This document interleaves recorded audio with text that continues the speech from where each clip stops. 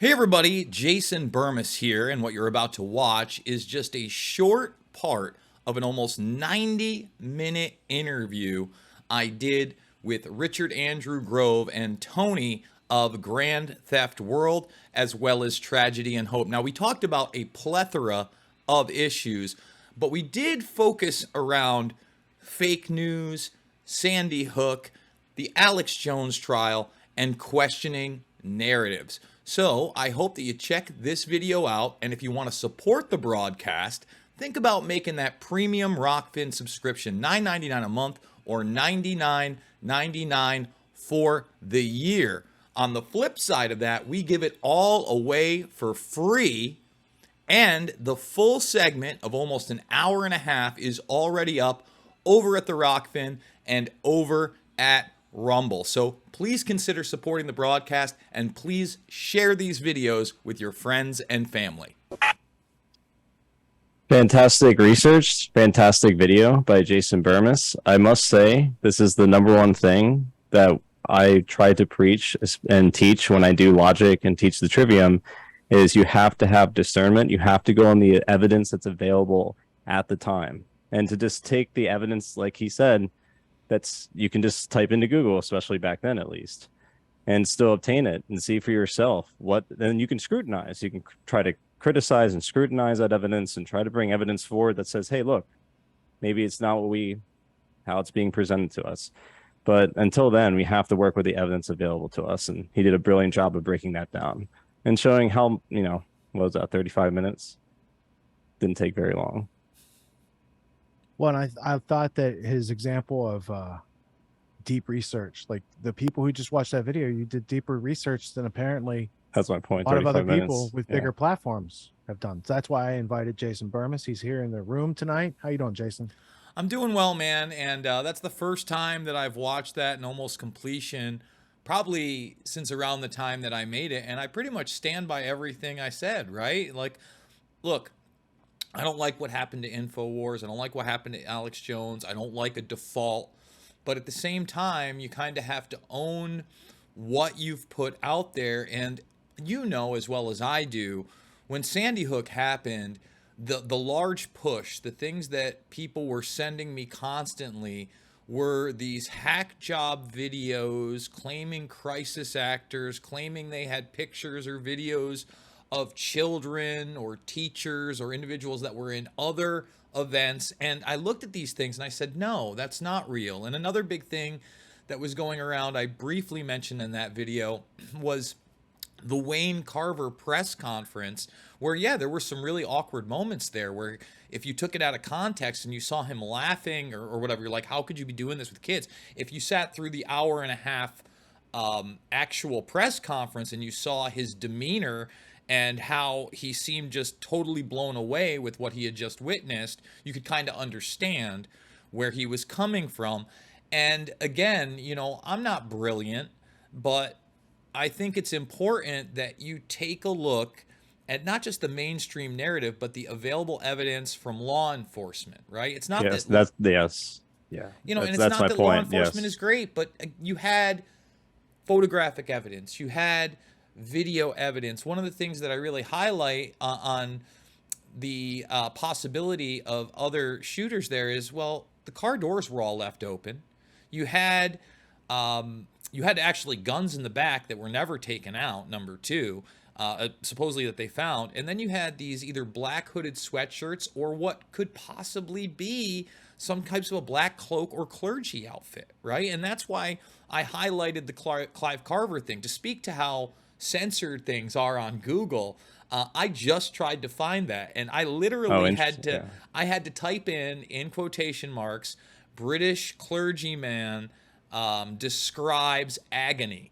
And that's how I found it, in quotation marks. I typed in Sandy Hook, British clergy. I did a dated search. None of those things came up. You have to literally find the title, put it into quotations, and then find that. And how bizarre is it that they chased this van out to Danbury, Connecticut, and somehow, some way, you not only had that local news report where apparently some of the first people that this reporter talked to were talking about clergy showing up before the incident, and then clergy are the first people there. Again, valid questions, but for me, I saw the movement towards this as that happened, where they didn't want you to question any of these events. And I think that the best way to do that was to give you a false lead and really degrade the lives of these kids. If anybody's followed my work, you know, one of the big things that matters to me is children on like every level. And it should, because we're human beings and kids are important. And unfortunately, the predator class, the people in charge, they don't give a fuck about kids. They'll drone bomb 1,000 Yemenis kids in a month that you'll never hear about along with their families and not blink. So why don't you think it's possible that these people would do the same thing in the United States? And, you know, this hurts everybody. And the other thing is, it's not just InfoWars, and it wasn't just Alex Jones. I want to make that very, very clear. There were people that I thought were doing much more egregious things that had never looked at the source material. And before you're going to have a strong opinion or act like you know exactly what was going on, you should at least review that source material. Yeah, I agree. So part of what you're describing is the absence of these clips in the public narrative because they've been censored and deplatformed. A lot of the stuff that we try to, like, there was that one clip, can anyone find it? And someone finds it on a random outpost, but it used to just be on YouTube, a couple keystrokes away. So they've like abstracted that from the situation. And then the other part is the source material, the importance of the source material. Like, I have the Sandy Hook final report by the state, the attorney general, I think, published it, right? You were referring to that. So I downloaded that information set. You downloaded that information set. Neither one of us has gone through every file in that information set. What we could agree on the con side is it's hard to show someone that footage and all that evidence and come up with the crime that occurred from there. You can't really tell any, because it's all been redacted, right? On the pro side, it does show a whole bunch of continuity of events and things that happened that day in between those redactions, right? So you can see the police response, but you can't see their protocol. Once they get on property, they redact that, right? You can see the outside of the school where the front window was broken and he allegedly shot his way into the school, but the video security system of the school, I've never seen video of Lanza even pulling into the parking lot. And usually they would have something just outside, like a camera on the parking lot type thing at those types. I had also heard, and I don't know this for a fact, but I had heard, and we could verify it. Someone will look it up during the show right here. Early, like a couple days before, that school had just finished their renovation of a security system. So I haven't heard that introduced in the past 10 years as a question to be followed up on, right?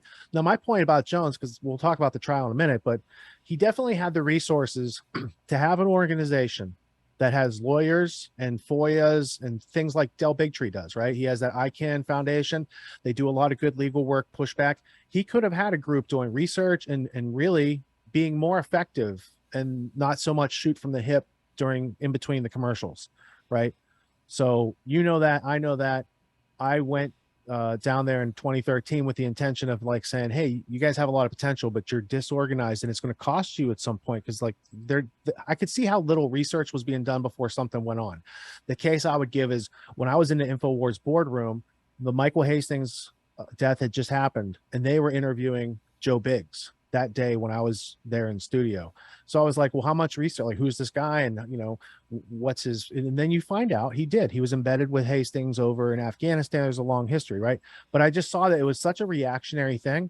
And I also knew back at that time that Jones didn't have email. Rob Dew and him text, like that's his only outlet. So he's not having a whole lot of time to do research and like check other sources to bounce ideas off of, right? So these are other things that we do to like, hey, let's check this. This seems really far out that they would hold an event 201 exercise. It's just like this thing. Let's check that before we go talk to other people, right?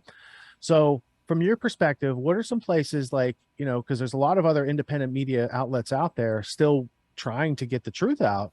What are some things that other outlets can do as a protocol to like make sure their facts are checked and they don't put themselves out in a liable situation like that? Again, the first thing you want to do is you want to figure out how much raw video that you can get a hold of, you want to spend time, as you know I did, going through as much footage of news coverage of these events in the aftermath immediately after. I mean, I think that's one of the strongest suits of the Loose Change series. And again, there were mistakes in that series, but I think some of the strongest stuff were when you had eyewitnesses to explosions inside the building, firefighter testimony, the Barry Jennings testimony that we found that also coincided with what right-hand man of Giuliani, Michael Hess, said, that they had been blown up in Building 7 on the 8th floor and they had to make their way back to the 23rd floor. There we had two people saying the exact same thing and then being rescued. And although Hess never talked to us, we were able to track down Barry Jennings, get an interview with him, and put that out into the public arena. And that sure caused us some problems as well. There was a lot of pushback on that. You have to expect the pushback, but you have to do as much firsthand journalism as humanly possible. Now, I'm largely a commentator, you know this, but the things that I like to comment most on are deep dives into documentation, aka declassified government files, or raw news footage, right? I think those are two really, really important things. And, you know, let me give you an example in 9/11 where I do think there was, in particular, one sketchy person. I would never call him a crisis actor because, number one, the terminology wasn't there then, but I felt like the Harley Man was something to look at. And those who don't know what the Harley Man footage is, you have this younger guy. He looks like he's anywhere from his mid-20s to maybe mid-30s. He has a lanier on and he's being interviewed by the media. And all of a sudden he's telling them how the World Trade Centers came down one after another, obviously from the plane impact and the jet fuel. When you had people like I'm going to forget his name, but people who had worked on the building talking about secondary explosions, and that was the only way the building could have come down in that fashion on that day. And it wasn't until days after that they went with the Harley Man story, that it took literally years for NIST to say, that's it, that's what happened, you know. That's something that should be questioned. Who was that guy? What kind of lanyard did he have on? Who did he work for? We had none of that information. That's a valid question. And it's something I believe it made it into Loose Change Final Cut. But when you have people, first of all, I can't imagine losing a child. Now, I'm not a father, but as you know, I was heavily involved in my niece's life. You know, my girlfriend right now has an 8-year-old daughter. I'd be devastated. I'd be devastated. I don't even know how I would act. You know, it's one of those things that would be just so impactful that I don't think you can contemplate it unless it happens to you. So I also think that we have to be extremely careful when you're dealing with children as casualties, right? And I saw just so much stuff come off the cuff. And let me say this, you know, I talked about it, I think, in my broadcast a couple days ago when you contacted me, but a lot of the stuff that I was getting from just friends I went to high school with, right? Because it was being so heavily put out there, was the crisis actor stuff. And I would have to go to my friends who, you know, don't watch me all the time, certainly don't have my viewpoints, are much more mainline. And they're sending me the crisis actor stuff and asking me if people died at Sandy Hook. And I'm like, listen, man, there are some real disturbing things and some real questions there. I guarantee you they fucking killed those kids. There was never a question to me. There was never, even the Robbie Parker footage, the father footage, which obviously is very bizarre, not how you would expect somebody who just lost a child to act, did not convince me one iota that somehow none of these children were killed, right? And then, you know, Shepard Ambellis, to his credit, he's the head of IntelliHub.com and who I did Shade the Motion Picture with. He did a lot of really good research into Sandy Hook. You know, there were some odd things about who the car was registered to. You know, at first, law enforcement officers and some of the media were talking about Lanza's brother, not Adam, but his older brother. You know, there were questions there. I thought that even Shepard got too caught up in some of these anomalies and broke out his jump to conclusions, Matt. And the bottom line is you can't just jump to conclusions on these things. And that's why even, 9/11 as a quote unquote inside job, right? I don't believe that. I believe it's an international intelligence operation. And that's why I made Fabled Enemies. I showed you and laid out for many people the Pakistani ISI involvement, the Mossad involvement, the Saudi Arabian funding, and then the continuity of government and war games that day, along with the warnings and the subsequent cover-up of the 9/11 Commission. Now, I never point the finger as this is the group, but those are all valid questions that point to that type of operation. And now the term inside job, just last night I watched this. I'm not sure if you're aware of it yet, but there's a Netflix series out there called Inside Job, and it is an animated series. And it opens with what you would assume is a crazy person outside of the White House talking about every conspiracy, including lizard people that you can imagine, okay? And then the whole thing is predicated on every conspiracy theory is real, the deep state is real. This guy and his daughter were actually involved in these underground bunkers. We're talking lizard people, owls, chemtrails. I've never seen so much conspiracy theory, mythos, and folklore fit into any piece of entertainment more than the first episode of quote unquote Inside Job. Have you Well, that seen says this a yet? lot that it's even more than the Pentaveret, because Yes, I really way thought more. the Pentaveret, they took like every conspiracy theory and put it into like a word salad and just dumped it in, and that was the script. And every couple minutes they would say something that would like pique the interest of the audience. But yeah, man, that's definitely a trend. So I want to rewind to the point of crisis actor. When you mentioned that, I thought, when did that come on the scene that was a thing? And I think it was Boston bombing. Mm-hmm. Did it happen before Sandy Hook, if I remember You're correctly? 100% right. Boston And I never bought that either. That was Right. and that was another thing that really made me take a step back and say, hey, wait a minute, why are they saying this? Because although there were drills that day of explosions going off, and again, these were mainstream accounts that were out in the public arena, and I said, no way, look at the Zarnoff brothers. I had to go back, but there's video of the Zarnoff brothers in a shootout, and it sounds like they're saying we didn't do it. The video of the individual that they put into the car buck naked on the night of the manhunt, and somehow his face is like kind of blurred out, even the clearest of footage, which I always found really bizarre.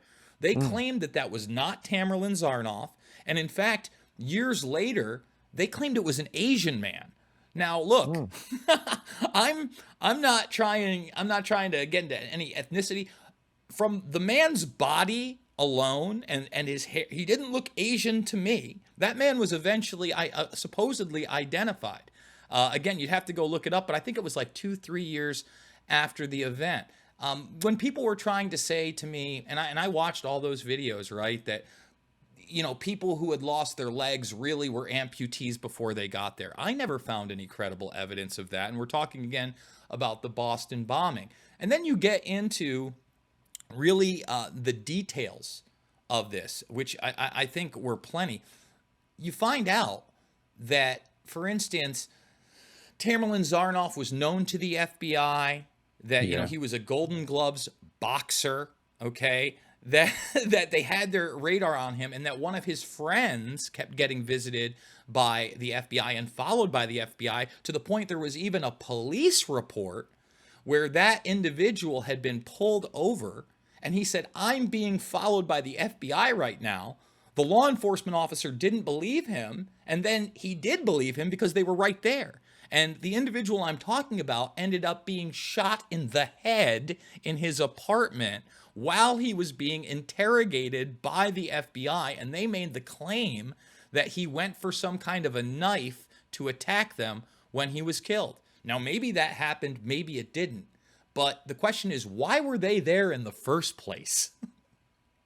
Yeah, I think with the Tsarnaevs, what I remember, first off, it happened after Sandy Hook because it was 2013. Okay. Because I just looked up a couple references. Okay. And it was their trips to Europe with the FBI knowledge and questioning before, kind of after situation. And then their Uncle Ruslan. That was the guy I was looking up. Let's go to Uncle Ruslan here. Boston Marathon bombings, There was the Tsarnaevs, and then there was Ruslan, who was apparently a CIA asset. Did you read any of the articles on this guy back in the day? I did. I Now it's probably did. scrubbed. I had a Google link as my as my reference.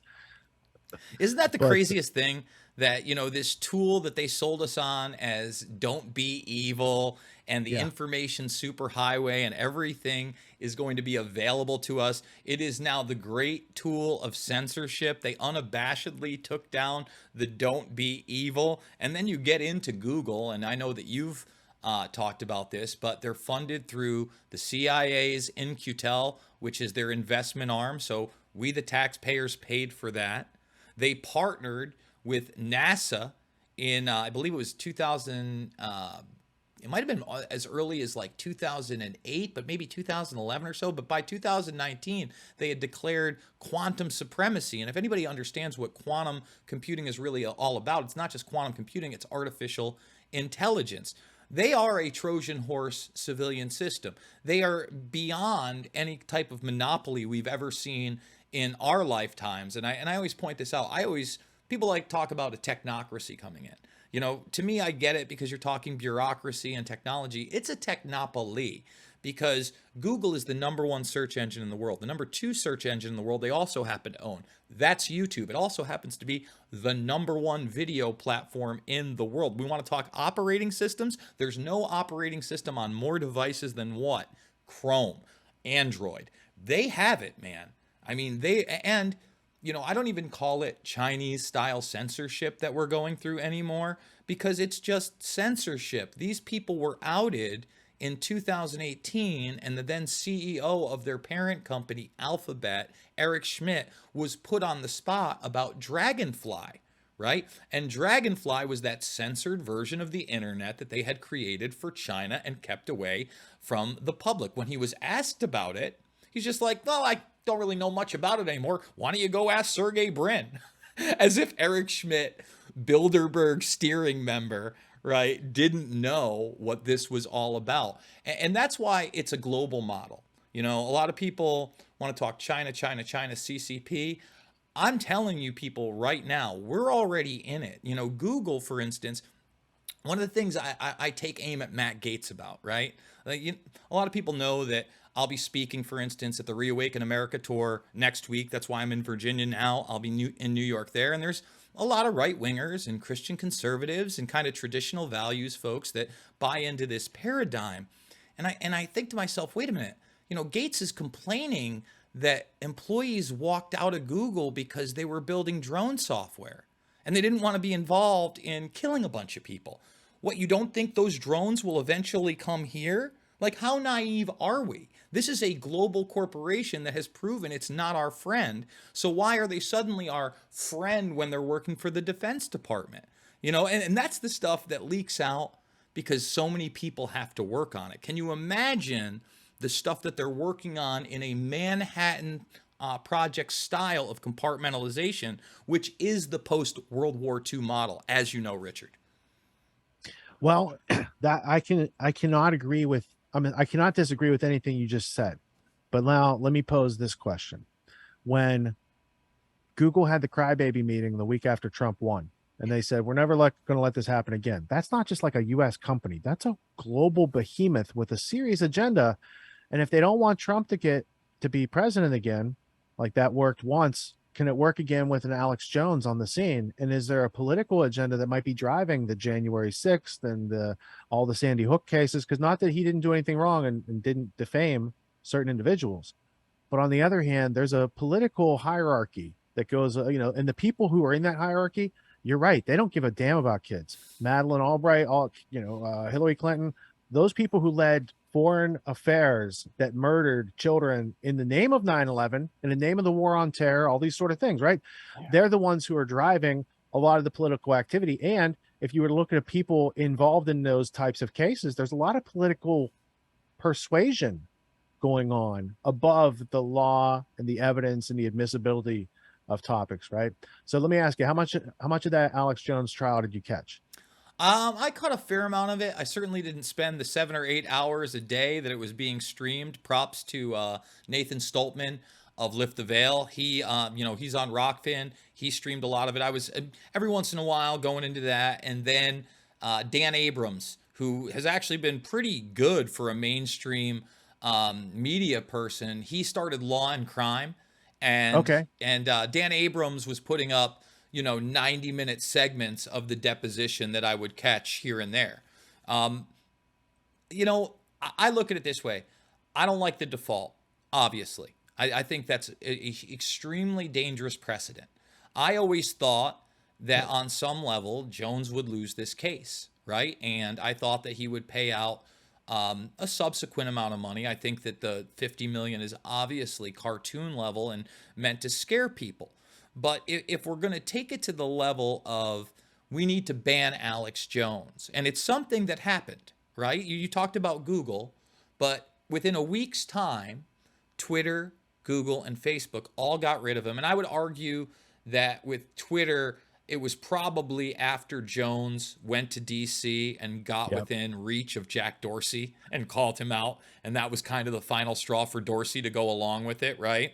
Yeah, sure. Yeah. Yeah, you remember that. It was yeah, 24 absolutely. hours. It was August. Yeah. It was like August 24th or He something pissed that off the year. And president right he did there. the one thing like during the day, and I was like, I wonder what they'll do. And it's like Apple and PayPal, like they all just like they gave him the Heisman. In tandem. They did all those things to Alex Jones, but whether you like Donald Trump or you don't like Donald Trump, they did it to a sitting president shortly after. They set the precedent with Jones, and then when the subject of the election being questioned could no longer be questioned, and they had that COVID precedent now where medical misinformation got you kicked off of YouTube and all these other platforms, all of a sudden a sitting president, whether you agreed with him or not, was off all these platforms. That's crazy. No one carried, none of the mainstream media carried Trump's address about the election. This has never happened, ever. Whether you liked Nixon or you didn't like Nixon, they covered what Nixon had to say during Watergate, right? There's never been that. And if they can do it to the president, who in large part, let's be honest, is a figurehead. If you watch my interview, for instance, with Kevin Roose of the New York Times, forced him into that interview because I refuse to do these mainstream media interviews unless you let me tape the interview, so you can't take me out of context. And then you either come face the music after you do your hit piece on me, or I just release the raw thing. And they never want me to release the raw thing, by the way, because the raw thing is like 2.5 hours of them not looking great. They'd rather, try to play intellectual tennis with me for 30 minutes and just play dumb. But when I talked to him about Joe Biden, I said to him, does Joe Biden run the country? Pretty simple question, right? He's like, well, what do you mean? And he wanted to make it into one of these like Q and nonsense things where, there was that whole crowd that was saying that Trump was really running things or that Biden was an actor and all these other things. I go, no. What I'm talking about is, you have Trump and he was pretty presidential, made some decisions, but let's be honest, you got people like Pompeo in there, Barr, Mattis, Bolton. These are the movers and shakers that are actually instituting policy, right, on behalf of others behind the scenes. They're the ones that on behalf of the financiers, the people that Yes. pay for the presidential campaign, and they get represented in the cabinet a lot of times throughout the presidency. He's paying off those debts from the fundraising campaigns. That's a conflict of interest because we, the American people, aren't being represented in that process. And even if it goes best, he has little, or she has little power in reality, because there's a deep state that always exists that not elected to office are non-elected rulers. The military, industrial, media conglomerate class of corporations does have top-down influence. And it's childish to think that Biden's the originator of any of these policies. Rather, he's the best Muppet that they could get in there that's Sure, just like a rubber but stamp. Even being a figurehead, the fact that they made an unprecedented choice, the media, or not just the media, but technology corporations, Google, Amazon, whatever, in this case it was Google, made the universal choice to just deplatform him. Right. I mean, that's crazy to think, take a figurehead and deplatform. Like that shows sort of like, I think, to Jason, to your point, just the gravity of like the sort of like the milieu or the zeitgeist in which like we're existing in. Because people seem like, you just posed they've something to me where I'm normalized trying to it. juxtapose Yeah. like how are we kind of okay with that? Like if you really think about it on that level, like we kind of just went along with that. I'm not, there was plenty of outrage in the echo chamber of the same sort of cybernetic systems we're doing this feedback game with, right? Mm-hmm.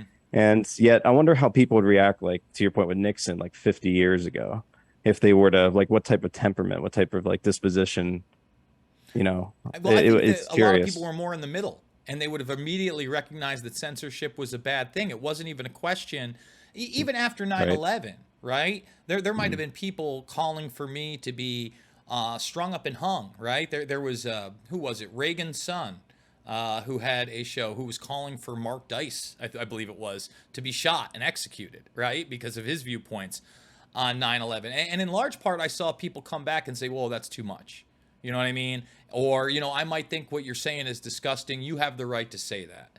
And now, That's more and good. more, even the supposed good guys like Elon Musk, who I think is a total and complete front for the military industrial complex, has contracts with DARPA, SpaceX, and NASA on the transhumanist bandwagon, the sustainability bandwagon, the CO2 bandwagon. Tesla is the first electric car company that was successful because of all the subsidies and the push. Meanwhile, it's far from the first electric car company. Even when he talks about taking over Twitter, he says, yeah, you've got all the right in the world to say whatever you want. You can go into Times Square and say what you want, but we don't have to amplify that.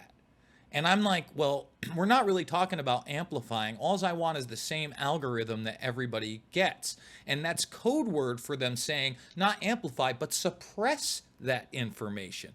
When I was working for We Are Change, one of the really interesting things, I believe it came out in the Zach Voorhees Google dump. Okay. And I could be wrong about the source, but there was an internal discussion about WikiLeaks, I believe, and whether or not We Are Change could be sourced, even though their video was the source material. They didn't want to promote We Are Change. They didn't want them on their website of WikiLeaks, but there was somebody out there was like, well, they're the source video for this, and we're talking about this on the site. Do we just censor them outright? And they did. I used to have a Wikipedia page along with Loose Change. I wasn't just a footnote. I actually got my own page. That's never happened again. I'd like to think that I've done a lot since Loose Change and Loose Change Final Cut. I've made 3 what I think are very important documentary films. I've done quite a bit of content. I have just about 3,000 YouTube videos up since 2007. I covered January 6th at the Capitol on DC, and yet I'm never going to be allowed to be on that platform, even if they smear me. I would have to do something that somehow gets into the mainstream consciousness. And what I think they've done, and it's not just me, you know what I mean, by any means. It's people that question things with discernment, without a lot of the hyperbole, right? And with the evidence in front of you saying, hey, make your own decision. They don't want to amplify those people ever. Oh, sure. Right. I'll Yeah. never get a blue check mark on Twitter unless somehow I'm able to Alex Stein the world. And Right. as much as I love Alex Stein, that's just not my flavor, right? And I think Alex does great work. Maybe I will find a way to penetrate that, but it's obvious to me that voices like mine, voices like yours, are marginalized not by one algorithm, but many algorithms, and collusion between big tech and the military industrial complex, which are really one and the same.